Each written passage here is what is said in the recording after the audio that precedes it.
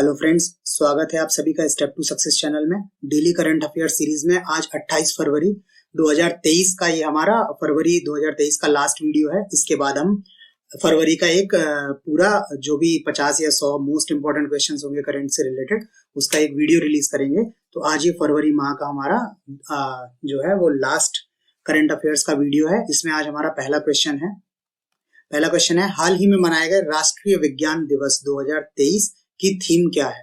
अभी विज्ञान दिवस मनाया गया है, राष्ट्रीय विज्ञान दिवस हर साल मनाया जाता है। इसकी थीम क्या है? ऑप्शन है आपके पास। ऑप्शन ए वैश्विक उत्थान के लिए वैश्विक विज्ञान, वैश्विक भलाई के लिए वैश्विक विज्ञान, वैश्विक विकास और वैश्विक विज्ञान, और ऑप्शन डी है वैश्विक मदद के लिए वैश्विक विज्ञान। तो इसका जो सही जवाब है वो है ऑप्शन बी, वैश्विक भलाई के लिए वैश्विक विज्ञान। ठीक है, इसका सही जवाब है वैश्विक भलाई के लिए वैश्विक विज्ञान। और इसको इंग्लिश में भी जान लीजिए, इसका इंग्लिश में नाम है ग्लोबल साइंस और ग्लोबल वेलबींग। ये इंग्लिश में भी नाम याद रखिएगा, बिकॉज कई बार इंग्लिश नाम को ही हिंदी में लिख दिया जाता है। ठीक है, तो ये आप इसको भी याद रखिएगा, ऊपर वाले को भी याद रखिएगा, क्योंकि कई बार पेपर हिंदी में आएगा बट ये इसी को ग्लोबल और ग्लोबल वेलबींग को इंग्लिश को ही हिंदी में लिख दिया जाएगा, तो आप कंफ्यूज मत होइएगा। तो इसका जो थीम है ये है। अच्छा, ये जो विज्ञान दिवस है वो हर वर्ष 28 फरवरी को मनाया जाता है। सर सीवी रमन है, भारत के प्रसिद्ध भौतिकीविद हैं। उन्होंने रमन प्रभाव की खोज की थी। उसकी घोषणा 28 फरवरी 1928 को की गई थी। उसकी याद में ये मनाया जाता है। अच्छा, ये सीवी रमन के बर्थडे पे नहीं मनाया जाता है। जिस दिन रमन प्रभाव की खोज की घोषणा हुई थी उस दिन ये मनाया जाता है। 28 सीवी रमन द्वारा को ये घोषणा की गई थी, उसके याद में ये हर वर्ष मनाया जाता है। इसी रमन प्रभाव की खोज के लिए वर्ष 1930 में भौतिकी के लिए नोबेल पुरस्कार मिला था सीवी रमन जी को। ये भारत का पहला भौतिकी में नोबेल पुरस्कार था। ठीक है, उसके बाद इनको सीवी रमन जी को वर्ष 1954 में भारत रत्न से सम्मानित किया गया। भारत रत्न आप लोग जानते ही हैं कि भारत का सब सर्वोच्च जो है नागरिक सम्मान है भारत रत्न। ठीक है, तो 1954 में इनको भारत रत्न दिया गया था। और ये जो आयोजन है वो विज्ञान और प्रौद्योगिकी विभाग की राष्ट्रीय विज्ञान और प्रौद्योगिकी संचार परिषद NCSTC, इसके द्वारा ये विज्ञान दिवस जो है मनाया जाता है। इसको कोऑर्डिनेट करने के लिए नोडल एजेंसी यही है। अच्छा, जो रमन प्रभाव है उसकी ये डेफिनेशन लिखी है कि जब एक वर्णी प्रकाश एक पारदर्शी सामग्री से गुजरता है तो विक्षेपित प्रकाश की तरंगदैर्घ्य और आयाम परिवर्तित होते हैं। ठीक है, इसे रमन स्कैटरिंग कहा जाता है और यह रमन प्रभाव का परिणाम है। तो ये इसकी डेफिनेशन है। वैसे डेफिनेशन यूजुअली पूछी नहीं जाती है, बट फिर भी आप एक बार पढ़ लीजिएगा। ठीक है, बेसिकली ये जो क्वेश्चन आता है ना, कई बार हो जाता है कि सीवी रमन के बारे में क्या सत्य नहीं है, तो उसमें आपको इस तरह के स्टेटमेंट दे दिए जा सकते हैं। तो आप ये सारे फैक्ट पढ़ लीजिएगा, बिकॉज ये विज्ञान दिवस जो है वो अपने आप में महत्वपूर्ण है। ठीक है, सीवी रमन जी महत्वपूर्ण वैज्ञानिक हैं भारत के। ठीक, तो ये क्वेश्चन पढ़ लीजिएगा। अच्छा, मैं आपको पहले ही बता दूं कि ये जो कंटेंट हम लोग डिस्कस कर रहे हैं इसमें ये सारा आपको फ्री PDF के माध्यम से भी अवेलेबल कराया जा रहा है, बट उसके चैनल ज्वाइन करना पड़ेगा। ये टेलीग्राम का हमारा यूजर नेम है। बाकी जो वीडियो का डिस्क्रिप्शन है उसमें भी टेलीग्राम को ज्वाइन करने का लिंक दिया हुआ है, तो आप उस लिंक पे क्लिक करके भी टेलीग्राम ग्रुप डायरेक्टली ज्वाइन कर सकते हैं और वहां डेली बेसिस पे ये जो फ्री PDFs होंगी वो आपको अवेलेबल करा दी जाएंगी। तो जिन्होंने टेलीग्राम ग्रुप ज्वाइन नहीं किया है और PDFs में इंटरेस्टेड है तो वो टेलीग्राम ग्रुप को ज्वाइन कर लें, ताकि उनको ये डे टू डे बेसिस पे PDFs मिलती रहे। नेक्स्ट क्वेश्चन पे मूव करते हैं। नेक्स्ट क्वेश्चन है, वर्ष 2022 के लिए सर्वश्रेष्ठ फीफा पुरुष खिलाड़ी का पुरस्कार किस खिलाड़ी ने जीता है? ठीक है, जो अभी फीफा वर्ल्ड कप हुआ था, ये फीफा वर्ल्ड कप से रिलेटेड नहीं है। ये फीफा जो संस्था है उसने वर्ष 2022 के लिए अपने सर्वश्रेष्ठ खिलाड़ियों के पुरस्कार जारी किए हुए हैं। ठीक है, उसमें सर्वश्रेष्ठ पुरुष खिलाड़ी को इन्होंने किसको घोषित किया है? ऑप्शंस आपके पास हैं। Option A Cristiano Ronaldo, option B Kylian Mbappe, option C Karim Benzema और ऑप्शन डी लियोनस मेसी। तो इसका जो सही जवाब है वो है लियोनस मेसी। लियोनस मेसी को फीफा द्वारा वर्ष 2022 का सर्वश्रेष्ठ खिलाड़ी घोषित किया गया हुआ है। इसके अलावा ये फीफा के जो पुरस्कारों की विजेताओं की सूची है वो हमने यहाँ लिखी है। सर्वश्रेष्ठ फीफा खिलाड़ी जो है वो तो लियोनस मेसी है वर्ष 2022 के लिए। ये अर्जेंटीना से है। कई बार इनका देश भी पूछ लिया जाता है कि ये किस देश के खिलाड़ी हैं। वैसे ही सर्वश्रेष्ठ महिला खिलाड़ी हैं एलेक्सिया पुटेलस, ये बार्सिलोना स्पेन की खिलाड़ी हैं। सर्वश्रेष्ठ पुरुष कोच जो हैं वो लियोनेल स्कोलोनी है अर्जेंटीना के। महिला कोच जो है वो सरीना विंगमैन है इंग्लैंड की। सर्वश्रेष्ठ पुरुष गोलकीपर है एमिलियानो मार्टिनेज, ये अर्जेंटीना के हैं, और महिला गोलकीपर है मैरी इयरप्स, इंग्लैंड मैनचेस्टर यूनाइटेड की। ठीक है, तो ये फीफा पुरस्कार के जो विजेता हैं वो हैं। अच्छा, इसके बाद फीफा विश्व कप के बारे में भी डिटेल डिस्कस कर लेते हैं। फीफा विश्व कप का जो आयोजन हुआ था वर्ष 2022 का, वो कतर में हुआ था। ठीक है, कतर देश में हुआ था, और ये आयोजन हुआ है 20 नवंबर से 18 दिसंबर 2022 के बीच। ये फीफा का 22वां संस्करण था। इसके पहले 21 बार फीफा वर्ल्ड कप हो चुका है, ये 22वीं बार हुआ था। इसका जो आधिकारिक शुभंकर था मैस्कट, इसको लैब बोलते हैं, जिसका मीनिंग है, ये लैब जो है वो एक अरेबिक वर्ड है, और इसका मीनिंग जो है वो है सुपर स्किल्ड प्लेयर। ठीक है, तो ये इसका मैस्कट था, और इसका जो आदर्श वाक्य था वो है नाउ इज ऑल। तो ये क्वेश्चंस पूछ लिए जाते हैं, कई बार शुभंकर का नाम पूछ लिया जाता है, कई बार इसका आदर्श वाक्य पूछ लिया जाता है, बाकी कौन सा संस्करण था ये पूछा जा सकता है, कहाँ हुआ था ये पूछा जा सकता है, बाकी किसने जीता क्या जीता ये तो पूछा ही जाता है। ठीक है, तो ये इस बार की फीफा में जो विजेता टीम है वो अर्जेंटीना है। इन्होंने फ्रांस को हराकर ये मैच जीता हुआ है। बहुत इंटरेस्टिंग मैच था, एकदम लास्ट मोमेंट तक कंपटीशन बहुत टफ था, और फाइनली अर्जेंटीना ये मैच जीत गया है। अच्छा, इसमें गोल्डन बूट जो है, जो सर्वाधिक गोल करने के लिए मिलता है, ठीक है, सर्वाधिक गोल करने के लिए गोल्डन बूट अवार्ड मिलता है, वो किलियन एम्बाप्पे, फ्रांस के खिलाड़ी हैं, उनको मिला है। इन्होंने सबसे ज्यादा 8 गोल इसमें फीफा वर्ल्ड कप में किए हुए हैं। इस फीफा में कुल जो 32 टीमें हैं उन्होंने भाग लिया था, और इस बार ना 2 बार हैट्रिक गोल किए गए हैं, मतलब 2 बार लगातार 3-3 गोल एक ही प्लेयर द्वारा किए गए हैं। वो 2 प्लेयरों के नाम है, एक तो किलियन एम्बाप्पे, ये फ्रांस के हैं, और ये गोसालो रामोस, ये पुर्तगाल के खिलाड़ी हैं, लगातार 3-3 गोल किए हैं। तो 2 हैट्रिक गोल इस बार फीफा में हुए हैं। अच्छा, फीफा से संबंधित कुछ और डिटेल्स भी हैं, जिसमें यह है कि फीफा विश्व कप में सबसे ज्यादा मैच खेलने वाले खिलाड़ी, अभी तक फीफा विश्व कप में 2022 में नहीं, लगातार फीफा के जितने मैच हुए हैं उनमें सबसे ज्यादा मैच खेलने वाले खिलाड़ी हैं लियोनेल मेसी, अर्जेंटीना के। ठीक है, इन्होंने सबसे ज्यादा मैच खेले हुए हैं। फीफा का आयोजन जो है वो हर 4 वर्ष के अंतराल पे किया जाता है।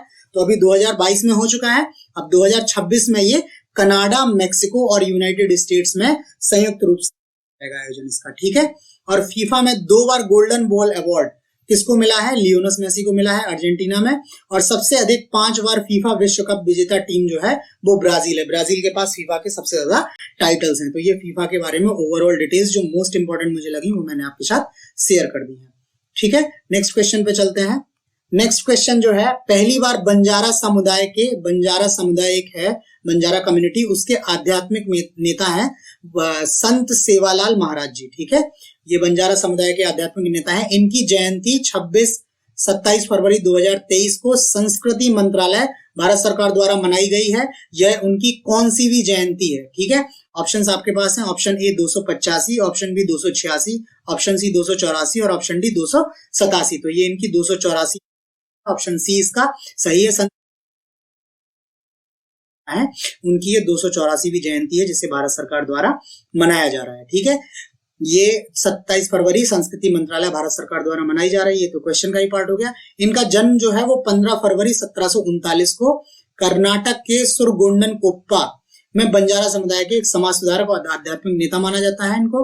ठीक है, इन्होंने अपना जीवन जो है वो आदिवासियों, वनवासियों और खानाबदोश जनजातियों की सेवा के समर्पित कर दिया। खानाबदोश जनजातियां वो हैं जो घुमंतु होती हैं, लगातार घूमती रहती हैं, यहाँ वहां अपना घर स्थायी रूप से ये लोग नहीं बनाते हैं। ठीक है, बंजारों सहित आदिवासी समुदायों में प्रचलित अंधविश्वासों को दूर करने के लिए इन्होंने, सेवालाल जी ने आंदोलन भी चलाया हुआ है। ये कर्नाटक, तमिलनाडु, आंध्र प्रदेश, तेलंगाना, महाराष्ट्र, मध्य प्रदेश जैसे राज्यों में प्रत्येक बंजारा परिवार के पूजनीय प्रतीक हैं। ठीक है, और ये संत सेवालाल जी की जो समाधि स्थल है वो महाराष्ट्र के वाशिम जिले के मनोरा तालुका में पोहरा देवी में स्थित है, जिसे बंजारा काशी के नाम से भी जाना जाता है। अच्छा, ये एक इंपॉर्टेंट क्वेश्चन हो सकता है इस साल का, बिकॉज ये इस तरह का उत्सव अपने आप में पहली बार भारत सरकार द्वारा मनाया जा रहा है। ठीक है, तो एक इंपॉर्टेंट क्वेश्चन हो सकता है इस बार का, तो इस पे आप लोग ध्यान रखिएगा। ठीक है, नेक्स्ट क्वेश्चन पे चलते हैं। सॉरी, थोड़ी सी डिटेल्स और है बंजारा समुदाय के बारे में। वही बंजारा समुदाय जो है एक खानाबदोश व्यापारिक जाति है। ये राज्यों में अलग अलग नाम से जानते हैं, जैसे आंध्र प्रदेश में इनको लंबाडी, कर्नाटक में इनको लंबानी, राजस्थान में ग्वार या ग्वारैया आदि नामों से इनको जानते हैं। इन लोगों की एक सुंदर कढ़ाई तकनीकी है जिसको संदूर लंबानी कढ़ाई तकनीकी बोलते हैं। इसको जीआई टैग भी मिला हुआ है। ठीक है, तो ये इस तरह से बंजारा समुदाय के बारे में कुछ डिटेल्स हो गई। इसको पढ़ लीजिएगा, अच्छे से याद कर लीजिएगा। ये इंपॉर्टेंट क्वेश्चन मेरे पॉइंट ऑफ व्यू से ये इस साल का इंपॉर्टेंट क्वेश्चन हो सकता है। अच्छा, नेक्स्ट क्वेश्चन से मूव करने से पहले मैं बता दूं आपको कि अगर आपने चैनल को अभी तक सब्सक्राइब नहीं किया है तो आप प्लीज चैनल को सब्सक्राइब कर लें, जिससे आपको टाइमली नए वीडियोस के बारे में अपडेट मिलता रहे, नए कंटेंट के बारे में अपडेट मिलता रहे। बाकी हम जो क्वेश्चंस डिस्कस कर रहे हैं, जो कंटेंट डिस्कस कर रहे हैं, वो आपको कैसा लग रहा है, आपको ठीक लग रहा है या उसमें कुछ सजेशंस हैं, वो आप हमें लाइक करके कमेंट करके प्लीज बताइएगा, ताकि हम इसमें अगर कहीं इंप्रूवमेंट कर सकें और आपको अच्छे से अच्छा कंटेंट हम प्रोवाइड कर सकें। ठीक है, नेक्स्ट क्वेश्चन पे चलते हैं। नेक्स्ट क्वेश्चन है, हाल ही में किस भारतीय पुरस्कार को मार्कोनी पुरस्कार 2023 से सम्मानित किया गया है? भारतीय प्रोफेसर, ठीक है, किस भारतीय प्रोफेसर को मार्कोनी पुरस्कार 2023 से सम्मानित किया गया है? ऑप्शन है आपके पास, option A Rameshwaram Rai, option B Sitaraman Singh, option C Hari Balakrishnan, option D Gopinathan Iyer. तो इसका जो सही जवाब है वो है ऑप्शन सी, हरि बालाकृष्णन जी हैं। पुरस्कार वर्ष 2022 का मिला हुआ है। ये जो पुरस्कार है वो मार्कोनी फाउंडेशन द्वारा कंप्यूटर वैज्ञानिकों को दिया जाने वाला एक प्रतिष्ठित पुरस्कार है। ठीक है, ये अमेरिका में है, मार्कोनी फाउंडेशन, उनके द्वारा ये दिया जाता है। इसका जो देने का जो क्षेत्र है वो है उन्नत सूचना और संचार प्रौद्योगिकी के माध्यम से डिजिटल समावेशन को बढ़ाने में महत्वपूर्ण योगदान देने वाले लोगों को दिया जाता है। ये बालकृष्णन जी जो है वो Massachusetts institute of technology, MIT जिसको बोलते हैं, ये इलेक्ट्रिकल इंजीनियर और कंप्यूटर साइंस विभाग में प्रोफेसर हैं। ठीक है, इनको जो ये अवार्ड मिला है वो वायर्ड और वायरलेस नेटवर्किंग, मोबाइल सेंसिंग और डिस्ट्रीब्यूटेड सिस्टम्स में मौलिक योगदान के लिए सम्मानित किया गया है। इससे पहले इनको 2 पुरस्कार और मिले हुए हैं, जिनकी डिटेल्स ये लिखी हुई हैं। अच्छा, इस तरह के जो क्वेश्चंस हैं वो वनडे एग्जाम्स में यूजुअली नाम पूछ लिए जाते हैं कि ये पुरस्कार किसको मिला है, किसके द्वारा दिया जाता है, कहाँ पर स्थित है और किस क्षेत्र के लोगों को दिया जाता है। तो ये बालाकृष्णन जी को मिला है, मार्कोनी फाउंडेशन ने दिया है, अमेरिका में स्थित है, कंप्यूटर वैज्ञानिकों को दिया जाता है। मेनली जो वनडे में है वो इसी तरह से क्वेश्चंस आते हैं। पीसीएस वगैरह में जब आप देखोगे तो उसमें कई बार 4 सेंटेंस दे दिए जाते हैं कि क्या सही नहीं है, तो उस पॉइंट ऑफ व्यू से ये डिटेल आपके लिए इंपॉर्टेंट हो जाती है, तो इनको आप पढ़ लीजिएगा। ठीक है, नेक्स्ट क्वेश्चन पे मूव करते हैं।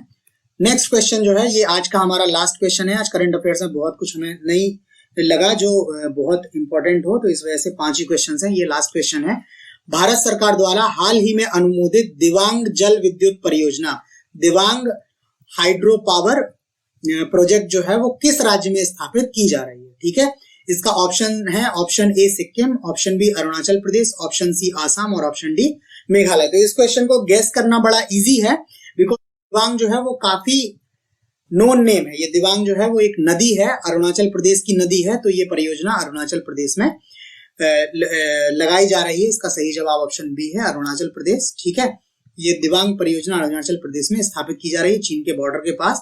ये भारत की अब तक की सबसे बड़ी जल विद्युत परियोजना है। ठीक है, इस वजह से ये इंपॉर्टेंट हो जाती है। इसकी जो क्षमता होगी टोटल वो 2880 मेगावाट है। इसको national hydro power corporation limited NHPC इसके द्वारा बनाया जा रहा है और इसका जो लक्ष्य दिया है वो 9 वर्ष में इसको पूरा करना है। अच्छा, यहाँ पे ये दिवांग दिहांग के बारे में भी हमने जानकारी रखी हुई है। ये आप देखिए, ये दिहांग नदी है। ठीक है, ये दिहांग नदी है, तो कहा ये जब ब्रह्मपुत्र नदी जो है, जो नॉर्थ ईस्ट की सबसे महत्वपूर्ण नदी है भारत में, गंगा के बाद सबसे महत्वपूर्ण नदी है, वो दिहांग के नाम से भारत में प्रवेश करती है। उसके पहले भी भारत में प्रवेश करती है, बट अंतिम रूप से दिहांग नाम से ब्रह्मपुत्र नदी भारत में प्रवेश करती है। और इसमें बाईं ओर से दिवांग और लोहित, ये 2 नदियां आके ये यहाँ पे दिहांग और लोहित मिल रही हैं, और यहाँ पे ये दिहांग में दिवांग लोहित नदियां, और इस स्थान के बाद से ही ब्रह्मपुत्र को ब्रह्मपुत्र कहा जाता है। जैसे गंगा नदी को देवप्रयाग में भागीरथी और अलकनंदा के मिलने के बाद गंगा बोलते हैं, वैसे ही यहाँ पे दिहांग और दिवांग के मिलने के बाद ही इसको हम ब्रह्मपुत्र नदी बोलते हैं। ठीक है, तो इससे क्वेश्चन पूछा जा सकता है कि दिवांग जो है वो किसकी सहायक है? दिहांग की सहायक है। लोहित किसकी सहायक है? तो दिहांग की सहायक है। दिहांग और दिवांग मिलकर ब्रह्मपुत्र बनाती हैं। उसके बाद से एक ये नदी है सुबनसिरी, ये भी इंपॉर्टेंट नदी है, ये ब्रह्मपुत्र की सहायिका है, ये दाई सहायिका, ये ब्रह्मपुत्र नदी में दाई ओर से आप बैठते हुए दाई सहायिका बाई सहायिका निकालने के लिए नदी के जो बहाव की दिशा है उस तरफ आपको फेस करना होता है। तो आप अपना फेस अगर इस तरफ करेंगे तो ये आपका दाहिना क्षेत्र हो जाएगा, ये आपका बायां क्षेत्र हो जाएगा। तो ये नदी ये जा रही है, इसमें बाईं तरफ से ये दिबांग आके जुड़ गई है तो इसको बाईं सहायका बोलते हैं। ये दाईं तरफ से आके जुड़ गई, इस वजह से इसको दाईं सहायका बोलते हैं। ये यूजुअली इस तरह का क्वेश्चन पीसीएस में पूछा जाता है या तो आईएएस में पूछा जाता है। बाकी ये नॉर्मली कि कौन सी सहायका है क्या है, ये वनडे एग्जाम्स में यूजुअली इस तरह के क्वेश्चंस पूछे जाते हैं। तो ये सुबनसिरी भी जो है वो ब्रह्मपुत्र की महत्वपूर्ण सहायका नदी है। एक ये संकोच नदी है जो बार बार पूछा जाता है, ये भी सहायका नदी है। तो ये ब्रह्मपुत्र नदी और उसकी सहायकाओं के बारे में आपको थोड़ा सा हमने डिटेल्स दे दी हैं जो ये इंपॉर्टेंट है। ये आपसे कभी भी किसी भी एग्जाम में स्टैटिक जीके में पूछ, ठीक है। तो आज के लिए हमारे पास इतने ही क्वेश्चंस हैं। बाकी हमने जो आपको कंटेंट डिस्कस किया है वो आप हमें लाइक करके और कमेंट करके बता सकते हैं कि आपको कैसा लगा, ठीक है। अगर आपको लग रहा है कि कहीं हमें इसमें फर्दर इंप्रूवमेंट्स की आवश्यकता है, अभी तक आपने अगर चैनल को सब्सक्राइब नहीं किया है तो आप इसको सब्सक्राइब कर लें प्लीज, ठीक है। उसके अलावा भाई टेलीग्राम चैनल को आप ज्वाइन कर लें जिससे आप मिलती रहे। तो आज के लिए इतना ही, थैंक यू।